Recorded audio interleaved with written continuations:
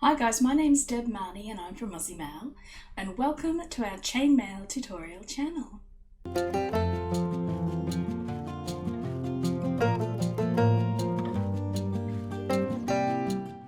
Hey guys, a big hi, hello, welcome, how are you? Thank you so much for popping along and spending part of your day with us today.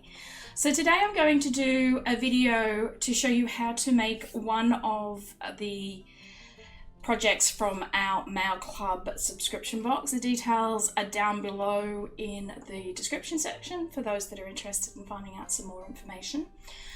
So today's project is a necklace, and it utilises a few weaves, but let's keep it a surprise and I'll show you as we go along. Alright guys, let's get into it. Okay, so here's a sample piece of the Tatiana necklace that we will be making today. So as you can see, it is made up of Romanov, inverted aura, and knot Teo 4 units. So coming up on the screen now are the components that you will need to make this necklace along with the tools. So pause this and write it down, or alternatively it will be down in the description tab below this video. Okay, so we're going to start this project off by creating the Romanov units. So to do that, take up one of the 18 gauge 3.5mm ID rings, and I'm going to pop on 4 rings of the same size. Now you can pre-close these rings if you want, or you can just pop them on as you see me doing here, straight out of the bag, and then we will go in and close that up once we're finished. So I've popped them onto a single ring, close that ring up, and then double that ring up so that we've got a chain of 3 pairs of the 3.5mm ID rings. Okay, and then I'm just going to go back through and close up those 4 rings that we added. So we're just creating 2 pieces of Byzantine per Romanov unit. So I'll just show you how to do that once for anybody that hasn't done Byzantine before. But we've got plenty of tutorials here showing you how to use Byzantine. So if you need some further help, check out the link up here in the corner, and I'll link you to some of our videos there.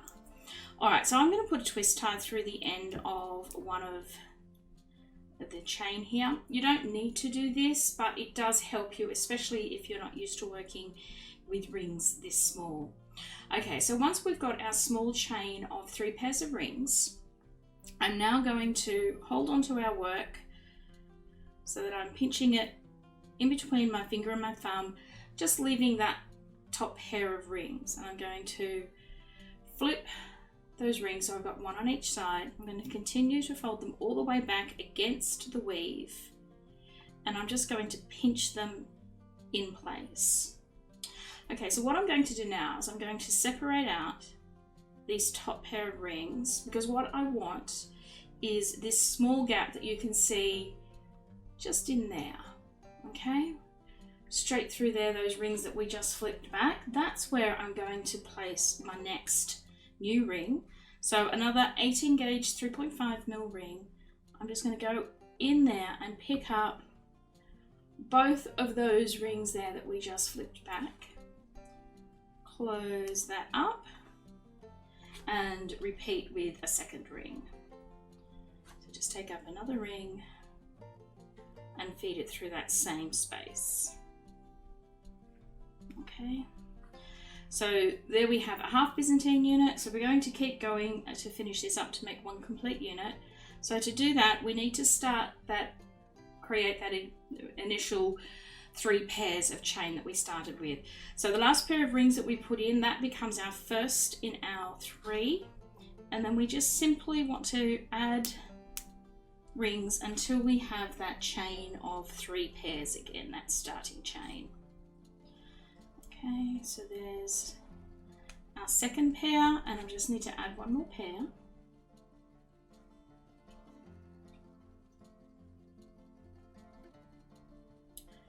Okay, I'm nearly there.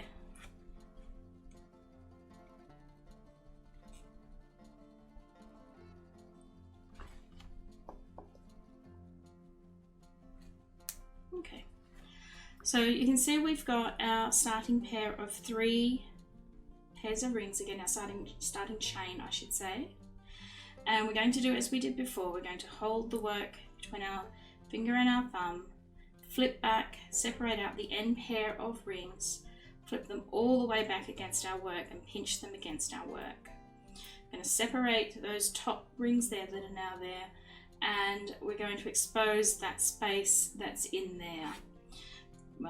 Those are the rings that we flipped back. We're going to lock those into position, and we do that by just taking up another ring of the same size, going through that space, making sure we pick up both of those rings. Okay, sorry about that, I'll just do that again.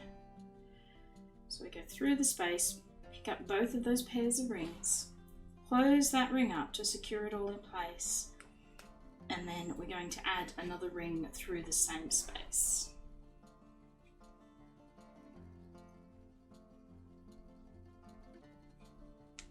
Okay, so that's one completed Byzantine unit, and we need 2 of these per units. So for our necklace we've got 2 Romanov units, so we need to make up 3 more pieces of Byzantine. So you go ahead and do that now, and I'll meet you back here to show you the next step. Okay, so the next step is to make up the little looped beads that's going to be in the center of the Romanov unit. So to do this, I just take a head pin. This one is about 7 centimeters in length, and I just chop the ball off the top so that I'm left with just a piece of wire. And then I only need about half of this per bead. Okay, so I'm going to measure this out and cut it off at about 3.5 centimeters. So if you don't have any head pins this long, you can just use whatever wire you've got handy, or shorter head pins, but you'll need roughly around 3.5 centimeters of wire per bead. All right, so once we've got that piece of wire, and I've just put the other one aside for the second one, I'm just going to create a loop in the end of our wire here. So I just grab the end of the wire. Please excuse my cat, he's desperate to come in, but I won't let him come in while we're filming, so my apologies. So I grab the wire and I'm just creating a simple loop in the end of my wire like that.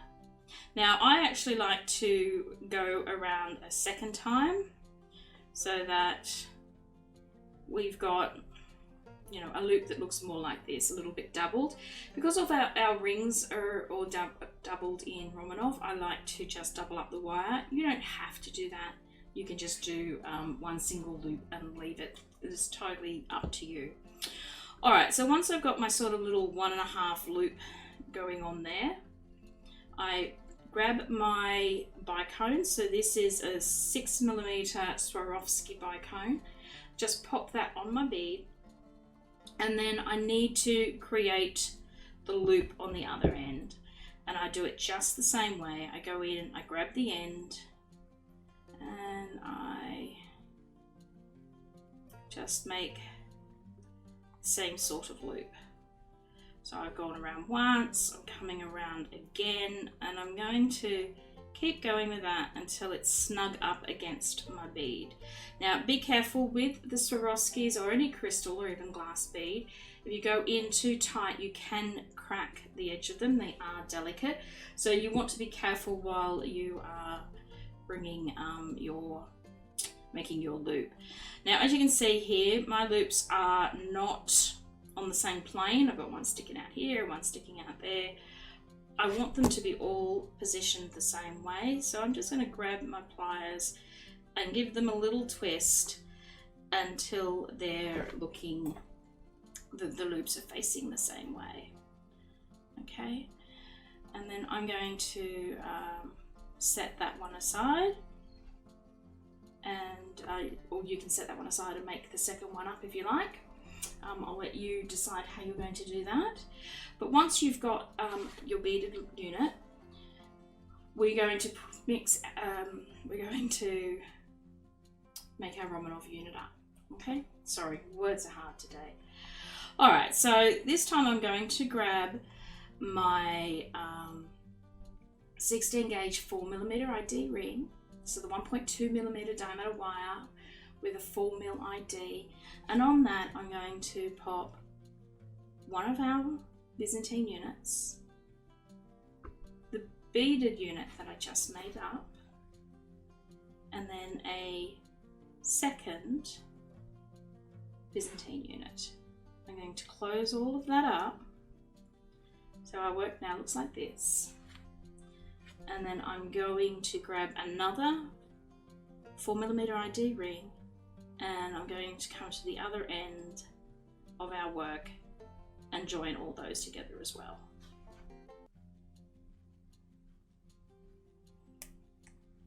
Okay, so there you go, that's your finished Romanov unit.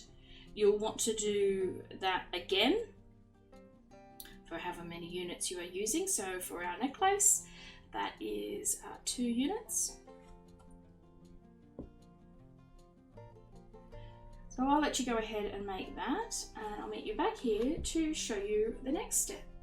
Okay, so the next step is to make up the inverted aura unit. So to do that, I'm taking up one of our 16 gauge 6mm ID rings, and on that I'm going to pop 6 of the 18 gauge 3.5mm ID rings.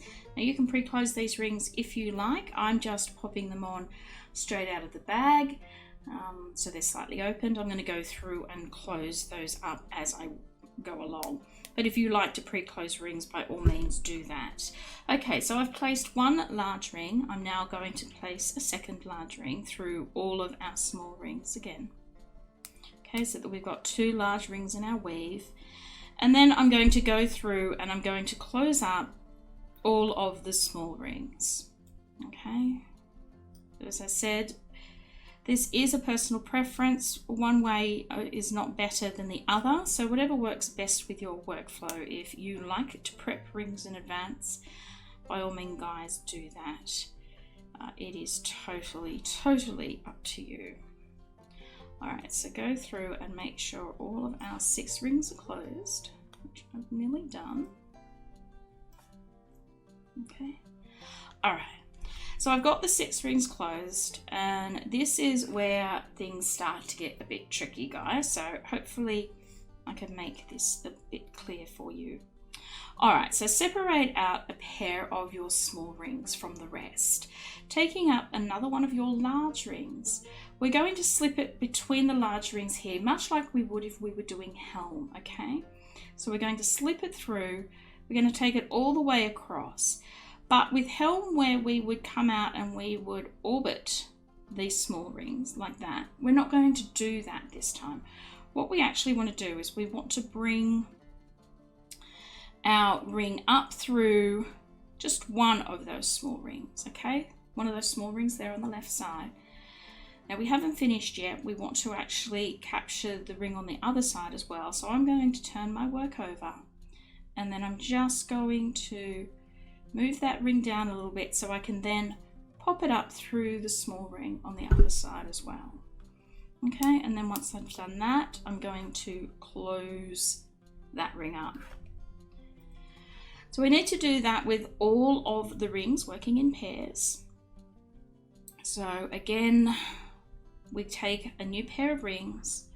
With our large ring, we go between the 2 in the middle there, as we would if we were making helm. We come out the other side, but we pick up that ring there, that small ring on the left when we come out.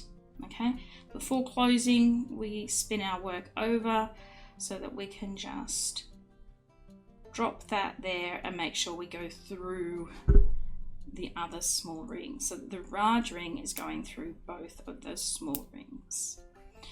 Okay, which leaves us 2 more rings here. Now we've got a little bit less space here, so doing it that way you may find a little tricky. Another way of doing it is inserting your large ring from the middle of the pear out. So we go through the small ring, down through the large rings, bring it all the way around, making sure when you come out the top that the other ring is lying flat, and we just go straight up through it. Okay, now if you didn't get that, don't worry, I'll show you how to make up one of these units. So that's a finished unit. We'll do that once more. So we'll take up a large ring, the 6mm ID ring.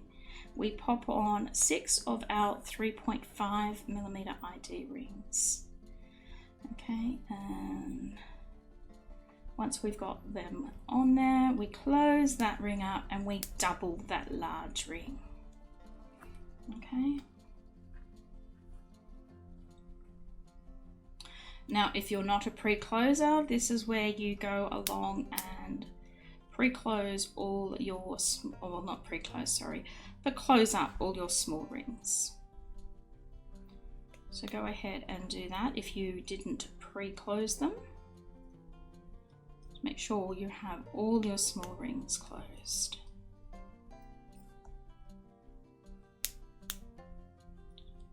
Okay.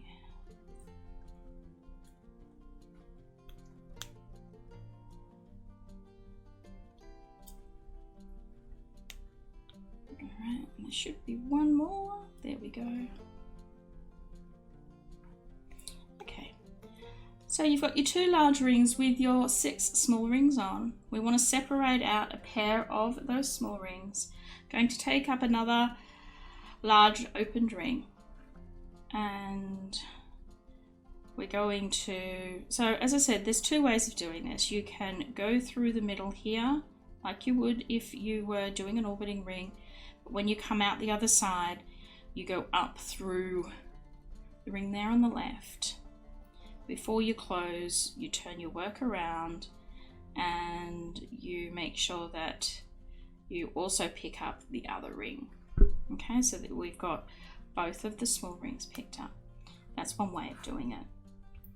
If you don't like that way, if that method doesn't work for you, what you can also do is you can separate out a pair of rings. You can take your open large ring and, working from the middle of the pair of the rings outward, you come in and you pick up the middle of this, you go through the middle of the small ring, between the large rings that are directly underneath, bring your work all the way around, and when you come back up, you position the other small ring so that you pick it up as well. Okay, and there you've got 2. Now you just want to place your last large ring. This is the trickiest of them. Okay, so take it down through the middle of the ring there on the left, bring it all the way around. Okay, when you pop up over the top, you're going to need to make sure that this ring's lying flat, so you may need to move that into position, and then you just bring the ring all the way up and out, making sure it picks up the small ring. Alright guys, so that's the inverted aura unit. You need to make up 3 of those for the necklace. You go ahead and finish making those up, and I'll meet you back here to show you the next step. Okay, so the next unit we're working on is the knot TO4 unit. So to do this, take up your 16 gauge 6mm ID ring, and onto that pop 4 of the 16 gauge 4.75mm ID rings. Okay, so you can pre-close those rings or you can pop them on as you are going, like I am. Close that up and double up your large ring. Okay, so just do that by going through all 4 rings again. And then if you haven't pre-closed your 4.75mm rings, your medium rings, you'll need to go through and close all of those up now.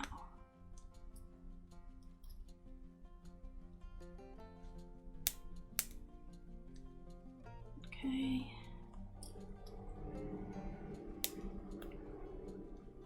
And then the final ring. All once you get those 4 rings up, this is where things get a little tricky. So we're going to be working with pairs of our medium rings, and we sort of want these pairs, one to lay vertically and one to lay horizontally. So what we're going to do first is we're going to grab our smallest ring. We're going to pick up this first ring. This is our vertical ring. Now, while we're holding on to that, we're going to drop that down between our pair of large rings. And we're going to come up underneath our horizontal ring. I'm going to come up through the bottom of it, okay, and up through the top. And then once we've done that, we're going to lock our rings into position by just closing that ring up. Okay, so there's your first pair of rings, your vertical and your horizontal ring. We're going to turn our work so that our horizontal ring becomes our new vertical ring. We're going to get ourselves a new horizontal ring, and then we're going to do the same. So take up a small ring, go through our vertical ring, drop it down between our large rings, hook up underneath through our new horizontal ring, okay, bring our small ring up through the top and close that up. Okay, so our work should look like this. We turn our work so our horizontal ring now becomes our new vertical ring. We take up another one of our small rings. We put it through our new vertical ring. Drop it down so that we can scooch up and pick up from underneath our horizontal ring. Okay, bring it all the way up through the top and close that up to lock it all into place. Turn our work once more so that our horizontal ring becomes our vertical ring. And you can see now we only need to place one more small rings. Our rings are pretty much lying in position here, so this one's a little bit easier for us. Okay, we just want to go pick up our vertical ring, drop down between our large rings to scoop up our horizontal ring from underneath, making sure we come up through the middle of our large rings, close it, and lock it all into place. There you go, guys. That's our Knot Tail 4 unit. We only need one of those for the necklace. So I'll just put that one aside and I'll show you guys how we're going to put this all together. Okay, so we're ready to start putting this all together. I've taken up some stainless steel Rolo chain. These links are 3mm for those that are interested. And I've cut this into 3 pieces. So I've got 2 pieces that are approximately 20 centimeters in length, and this of course will vary for your needs. But these ones are 20 centimeters, and then I've got another piece here that's about 2 centimeters in length. Okay, and I'm going to also use this Swarovski pendant. This is their chrome Pear pendant. This one is 18mm in length. All right, so I'm going to join all of these together now. So what we're going to do is we'll just take up 18 gauge 3.5mm ID ring. Take one of your Romanov units. Now, when you look at the Romanov unit, you've got the way that I did the wrap was the one side is sort of at the top of the loop, and then you've got, you know, the other side where the loop sort of sits more underneath the bead. So this one here, where it's on the top, where it goes straight over the top, this is what I consider top of the Romanov unit. So that's what I want to make sure is facing the front as I put this together. But anyway, grabbing one of your Romanov units, pick up a piece of your chain, pop your chain over your ring, your 3.5mm ID ring, and close that up. Okay, next we're going to add one of our inverted aura units, Okay, again, we're going to take up the 3.5mm ID rings. We're going to attach it here in this triangular position.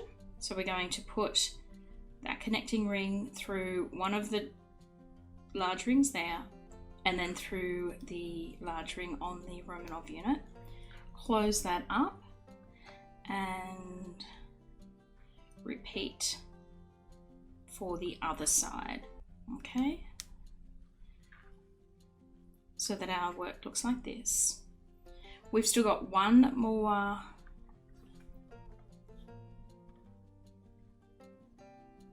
inverted aura unit that we're going to add. Okay, so we're just going to put it, we want it to end up in this position.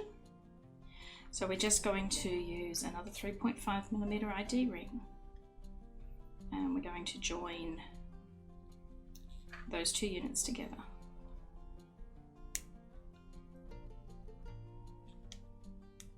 Okay.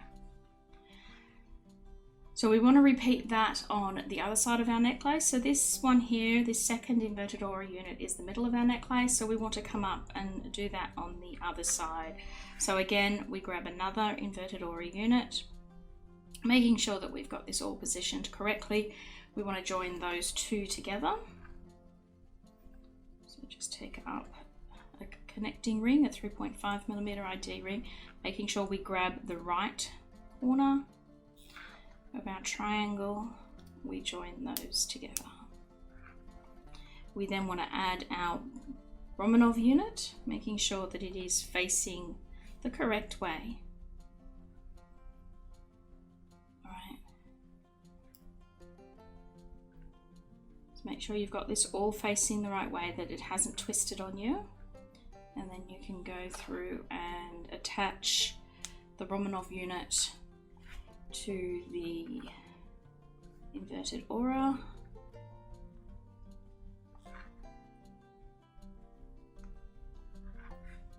Okay. Make sure I've got that looking correct.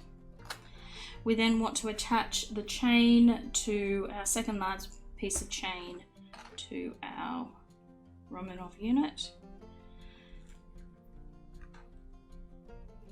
Okay, so again with the 3.5mm ID, put it on the chain and through that final Romanov unit.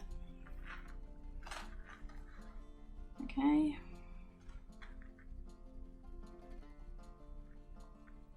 So our work is currently looking like this. Now we want to add the drop to our center inverted aura. So first we're going to add the knot tail unit. So we're going to grab another 3.5mm ID ring, feed it through one of those large rings on the knot tail unit, and then before closing, feed it through that final ring there on our middle inverted aura. Close that up. Okay. Now you've got the choice now. You can take your pendant and just add it directly to the knot tail 4 unit, or you can use the piece of chain, which is what I am going to do. So grabbing up another 3.5mm ID ring, I'm actually going to put it through the pendant first. Okay, and then with our short little piece of chain, I'm going to put it through one end of the chain.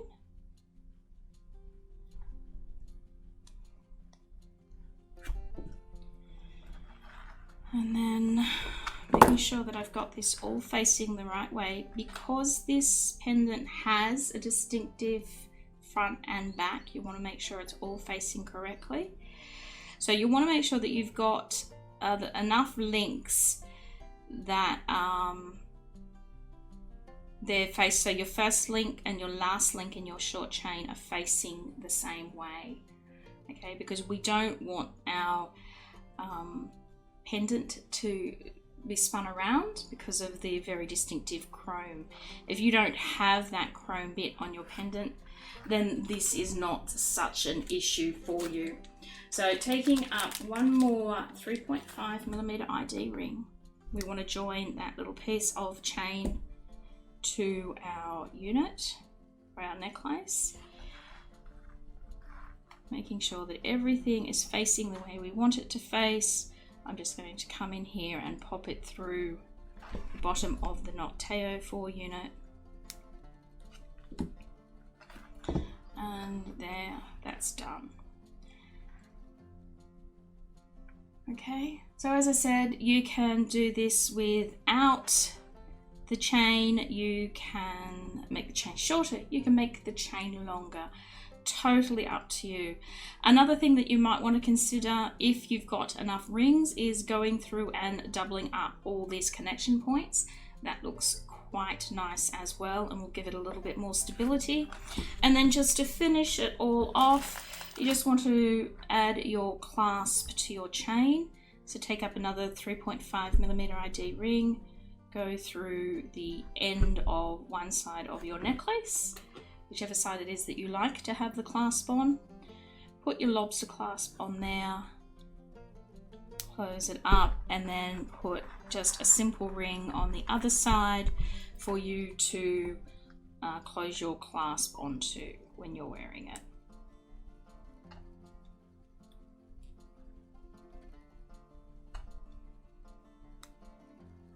Okay, but there you go, guys.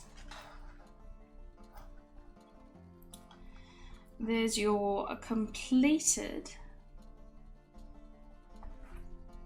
it's a bit hard to show it within this camera, but your completed Tatiana necklace.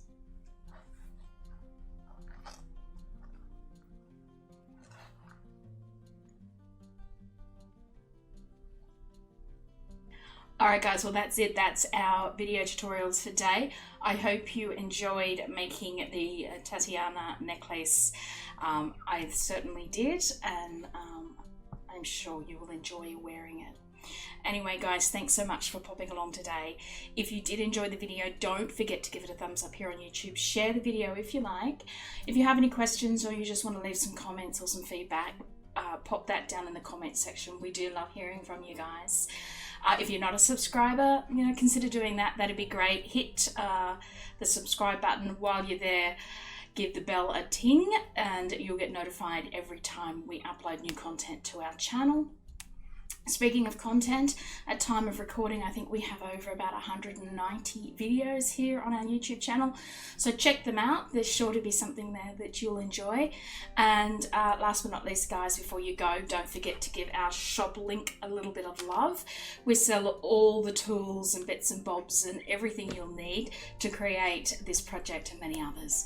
All right, guys, thanks again for popping along, and I hope to see you sometime in the very near future.